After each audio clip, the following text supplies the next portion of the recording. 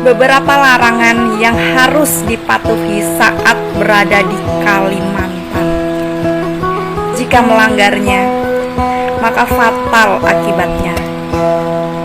Inilah salah satunya. 1. Untuk pria pendatang, jangan pernah mempermainkan apalagi menyakiti hati wanita Dayak. Jika masa depanmu ingin tetap baik-baik saja.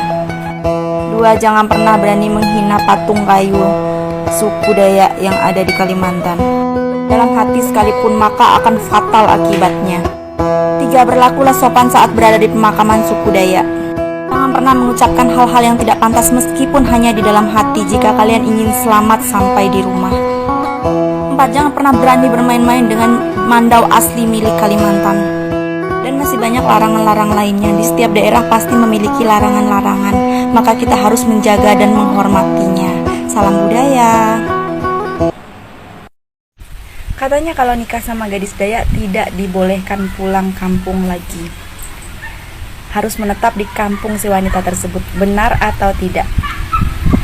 Tahu dari mana dan dapat informasi dari siapa?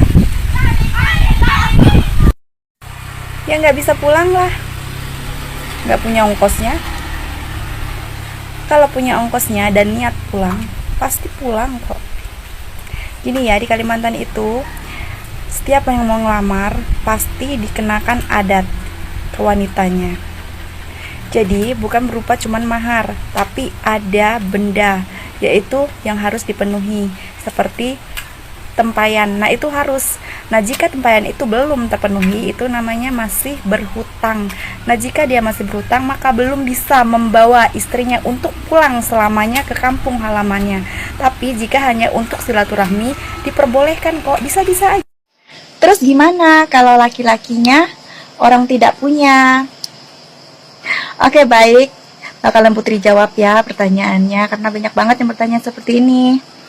Jadi gini, jika emang laki-lakinya sudah mantap dan yakin atas pilihannya untuk menikahi gadis tersebut, maka datanglah dia ke rumah si wanita, membawa kedua orang tuanya untuk menemui kedua orang tua wanita tersebut. Bertanya, gimana caranya untuk meringankan mahar yang menurut si pihak laki-laki itu besar karena mereka tidak sanggup untuk membayarnya kalau terlalu besar. Otomatis dari pihak wanitanya, karena tujuannya baik, niatnya baik, datang baik-baik, pastinya mikir kan. Nah, akan dibantu untuk mencarikan jalan keluarnya gitu loh. Maaf numpang bertanya, orang Dayak itu tidak kasar kan? Aku perjelas, orang Dayak tidak akan berbuat kasar kepada siapapun yang datang ke Kalimantan.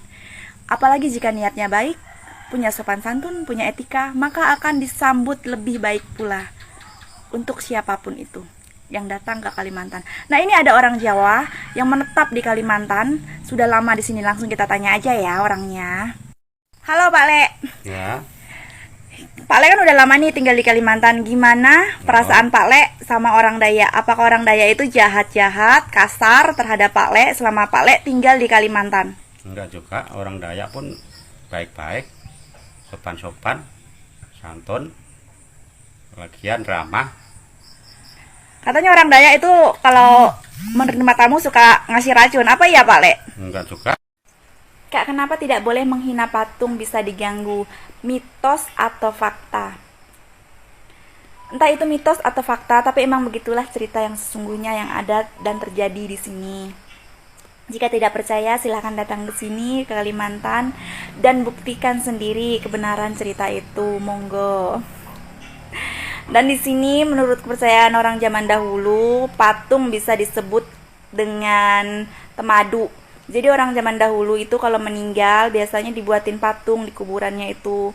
Dan itu juga nggak semua orang sih, orang-orang tertentu aja yang memiliki pangkat atau gelar. Ya contohnya seperti kepala kampungnya, kepala desa, dan pokoknya seperti orang penting kayak gitulah. Nah setelah kemajuan zaman, perkembangan zaman, jadi tempat kayak gitu kan nggak dipakai lagi, dikeramatkan. Nah ada yang main ke situ secara nggak sengaja kencing atau menghina, dia biasanya pulang tuh sakit atau kesurupan, diganggu penunggu patung itu. Kak, aku mau tanya, apa benar jika mandau sudah keluar dari sarungnya, bakalan makan korban dan pertumpahan darah. Itu dapat berita dari mana dan dengar dari siapa? Enggak lah, enggak kayak gitu. Mandau itu ada dua macam. Ada yang sudah diisi mantra sama yang belum diisi mantra. Nah, jika yang belum diisi mantra itu yang biasanya suka dipakai buat konten, buat nari-nari kayak gitu. Jadi kalau seandainya sudah diisi mantra dibuat pakai konten, habis dong manusia. Kalau menurut cerita kayak seperti yang kamu ceritakan tadi, ya kan?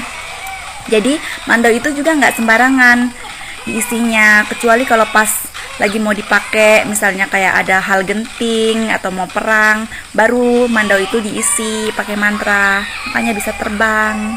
Tuh. Berarti masih primitif dong, belum modern. Hai Mbak Cantik, salam kenal, terima kasih hadir dan komennya ya. Jadi gini loh Mbak Cantik, bukan masalah tentang modern atau tidaknya. Semodern apapun kita, tinggal di kota sebesar apapun kita tetap warga negara Indonesia yang memiliki adat dan budaya. Dan di Indonesia ini banyak ragam suku, contohnya seperti Batak, Jawa, Sunda, dan suku-suku lainnya masih banyak. Dan tidak bisa dipungkiri semua suku pasti memiliki adat dan budayanya masing-masing dari leluhur dan nenek moyangnya yang harus dijaga. Percaya atau tidak percaya, kita harus menjaganya dan melestarikannya. Kecuali kalau kita tinggal di luar negeri yang tidak memiliki adat dan budaya seperti di Indonesia. Takut sama gadis Dayak. Halo, salam kenal buat semuanya. Sebenarnya apa sih yang membuat kalian itu takut saat mendengar nama Dayak? Khususnya mendengar nama gadis Dayak atau wanita Dayak.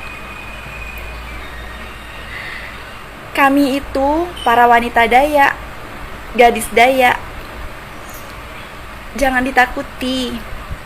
Karena kami juga sama seperti gadis-gadis lainnya, sama seperti wanita-wanita lainnya. Kami punya etika, punya tata krama, punya sopan santun, karena kami juga diajarkan dari kecil untuk menghargai, untuk berbuat lebih baik pada orang yang baik. Jadi jika kalian datang pada kami dengan niat baik, pasti kami akan menyambut kalian dengan lebih baik lagi.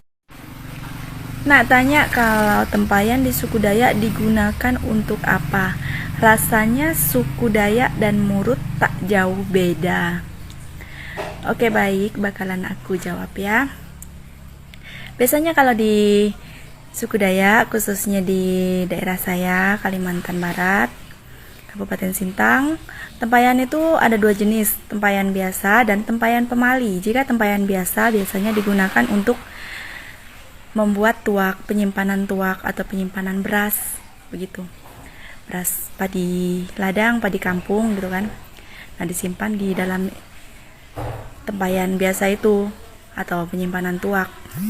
Nah, tapi kalau dia tempayan pemali, ya khususnya seperti seserahan adat dari pernikahan atau adat pemali, itu biasanya disimpan, dikeramatkan kayak gitu.